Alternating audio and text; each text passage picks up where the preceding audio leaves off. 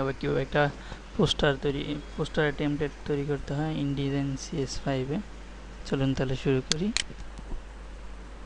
প্রথমে InDesign CS5 একটা document নিব, new document. Facing pages option of করে দিব, নাম্বার অফ পেজেস দিব 1, পেজের সাইজ দিব ট্যাবলয়েড, ওরিয়েন্টেশন দিব পোর্ট্রেট,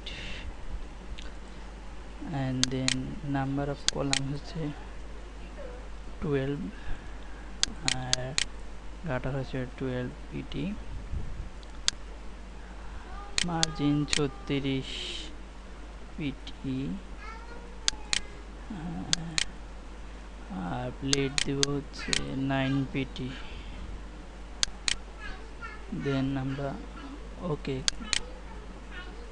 এরপর যেটা আসবে সেখান থেকে আমরা লেআউটে যাব। লেআউট থেকে ক্রিয়েট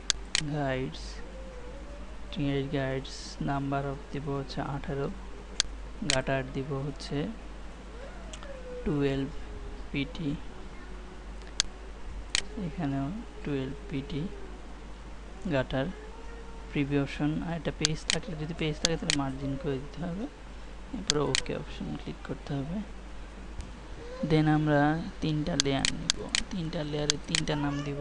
একটা দিব হচ্ছে কাজের সুবিধার্থে লেয়ারগুলির নাম করে নিব ব্যাকগ্রাউন্ড। 2 নাম্বার লেয়ারের নাম F2 ক্লিক করলেই রিনেম হয়ে যাবে ব্যাকগ্রাউন্ড পিকচার। 3 নাম্বার লেয়ারের নাম দেব টেক্সট। এখন একটা টেক্সট লেয়ারে একটা টেক্সট ফাইল প্লেস করব। আমার এখানে একটা টেক্সট ডকুমেন্ট করে নিয়েছি, আপনারা একটা করে নেবেন।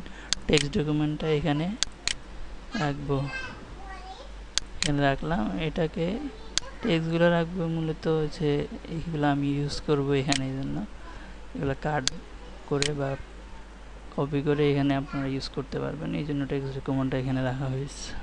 এরপর আমরা টেমপ্লেটটা সেভ করব। সেভ এস অপশনে গিয়ে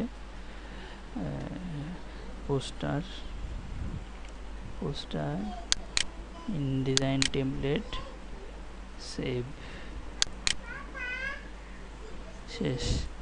আশা করি সবাই বুঝতে পারছেন। সাবস্ক্রাইব করবেন, পরের পর্বে আবার দেখা হবে। ধন্যবাদ।